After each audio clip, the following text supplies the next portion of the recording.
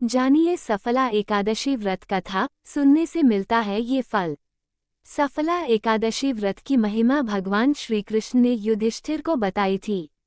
इसके बारे में देवकी नंदन ने कहा था कि एकादशी व्रत के जितना मैं अधिक से दक्षिणा वाले यज्ञों से भी प्रसन्न नहीं होता, इसलिए इस व्रत को भक्ति भाव और श्रद्धा के साथ करना चाहिए। द्वादशी युक्त पौष कृष्ण एकादशी व्रत की महिमा इस तरह है। सफला एकादशी व्रत कथा। भगवान श्री कृष्ण ने युधिष्ठिर से कहा कि हे राजन, प्राचीन समय की बात है, चंपावती नगर में महिष्मान नाम का राजा राज्य करता था।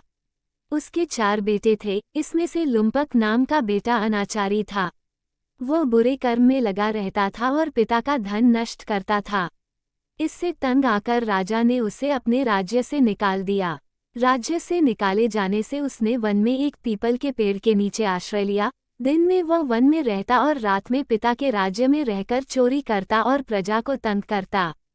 इससे नगर के लोग भयभीत रहते थे। धीरे धीरे वह पशु मारकर खाने लगा। राज्य कर्मचारी उसे पकड़ भी लेते तो छोड़ देते, लेकिन कुछ समय बाद पौष का महीना आया, तब तक उसके वस्त्र फट गए थे। इसके कृष्ण पक्ष की दशमी के दिन सर्दी के कारण वह रात में सो नहीं सका। उसके हाथ पैर भी अकड़ गए थे। सुबह होते होते वह बेहोश हो गया। एकादशी के दिन दोपहर बाद सूर्य की गर्मी से उसको होश आया, लेकिन वह निशक्त था। किसी तरह वह भोजन की तलाश में निकला। आज वह पशुओं को मारने में समर्थ नहीं था, इसलिए वृक्षों के नीचे फल चुनकर पीपल के पेड़ के नीचे लौट आया। इस वक्त तक सूर्यास्त हो चुका था। इससे भोजन के प्रति उसका लगाव भी खत्म हो चुका था। इस पर उसने सारे फल वृक्ष के नीचे रखकर कहा कि हे भगवान, अब आपके ही अर्पण है ये फल, आप ही तृप्त हो जाइए। इसके बाद उसने सोने की कोशिश की, लेकिन रात को नींद नहीं आई। लुम्पक के इस उपवास और जागरण से भगवान प्रसन्न हो गए और उसके सारे पाप नष्ट हो गए।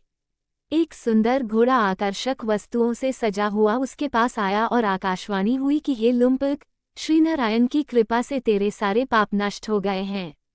अपने पिता के पास जा और राज्य प्राप्त कर। इस पर लुम्पक भगवान की जय बोलता हुआ अपने राज्य लौट गया। पिता ने उसे राज्य सौंप दिया। वृद्ध होने पर वह पुत्र को राज्य सौंपकर तपस्या करने चला गया। इससे उसे बैकुंठ प्राप्त हुआ। यह मिलता है फला। भगवान श्री कृष्ण ने युधिष्ठिर को बताया कि सफला एकादशी व्रत का महात्म्य पढ़ने या सुनने से अश्वमेध यज्ञ के बराबर पुण्य फल मिलता है। भगवान श्री कृष्ण ने कहा कि द्वादशी युक्त पौष कृष्ण एकादशी यानी सफला एकादशी व्रत में मौसमी फल, नारियल, नींबू, नैवेद्य समेत 16 वस्तुओं से पूजा करनी चाहिए और रात्रि जागरण करना चाहिए।